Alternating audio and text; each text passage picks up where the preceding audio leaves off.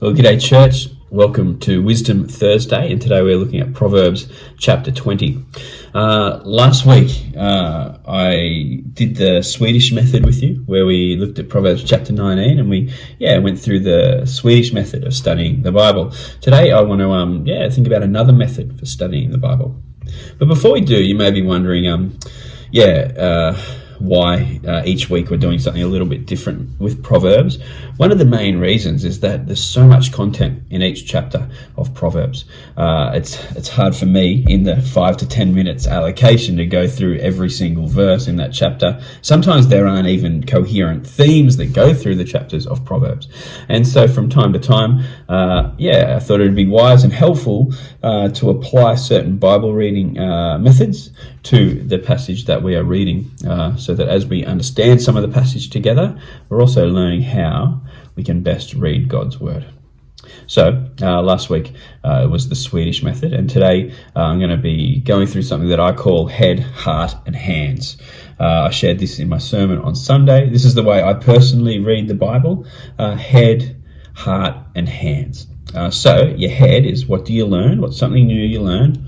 Heart, what is something that you feel? How does it change you? How does it affect you emotionally or personally from this passage? And hands, what's the application? What am I going to do now I know these new bits of information? So I get this from Titus, chapter 1, verse 1. Paul is writing, and he says this. Paul, he's introducing himself. Paul, a servant of God and an apostle of Jesus Christ. Right, that's who he is, and here's his purpose: to further the faith of God's elect and their knowledge of the truth that leads to godliness. Right? Paul's job as a servant of and an apostle is to further the faith of God's elect that leads to the knowledge of the truth, and that leads to godliness. So faith, knowledge, and godliness. Let's think of those in head, hearts, and hands, right? Your knowledge is your head, your faith is your heart, and your godliness is your hands. So Paul's point when he wrote his epistles was to do that, and I think it's a great way for us as Christians to approach God's word, that it can build our faith, that it can lead to knowledge, but that knowledge is there so that it may lead to godliness. Head, heart, and hands. So if you haven't read Proverbs chapter 20 yet, don't read it just now, because I'm going to run through 3 things that stood out for me: my head, heart, and hands, to give you the little method, and then you can press pause. You can read it for yourself and work out, what did you learn, what did you feel, and what will you do now that you've read this passage. So firstly, for me, reading through Proverbs chapter 20, let's think about head. What did I learn? How did I grow in knowledge? What jumped out to me was verse 15. It says, "Gold there is, and rubies in abundance, but lips that speak knowledge are a rare jewel." Right.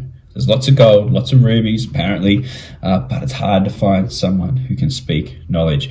And to me, this is a good reminder, a good cognitive reminder, that we need to be wise where we find our sources of information. We need to be reminded by God's word that, it's rare to find someone who is wise and knowledgeable, and so we need to be discerning, we need to be thoughtful, and that's something I've been reminded of today, that it's hard to find someone who's able to speak knowledge and speak truth. So be wise in finding them. What about my heart? How's this helping me grow in my faith and the way I experience God internally? Well, verse 22 says, "Do not say, 'I'll pay you back for this wrong.' Wait for the Lord, and he will avenge you." It's this idea of payback and vengeance. At the moment, one of my daughters is copying a little bit of bullying from some people at school, and as a parent, you kick into protective mode, and you think of all the ways you can make these kids pay for what they're doing to your sweet little child. But as I read this, God, spoke to me. He reminded me that it's not up to me to take revenge. Yeah, sure, I'm meant to offer wisdom and kindness and support for my child, but it's the Lord who avenges. I'm not the one who's meant to pay back wrong. So that's my heart. And what about my hands? What am I going to do after reading this? Well, verse 25 says this: It is a trap to dedicate something rashly and only later to consider one's vows. Now, this is talking about, dedicating something, offering yourself to do something, saying something without thinking whether you're going to be able to follow through with it or not. I know that I'm often guilty of this, and a lot of us are. We're busy, we'll say something and we'll forget it. We say something that's well-meaning, but then later we think, oh, do I really have the time to do that? And so this verse 25 is telling me that, in my life and in my ministry and in the way I interact with others, I should be very careful about my words. I should consider what I offer others before I do it.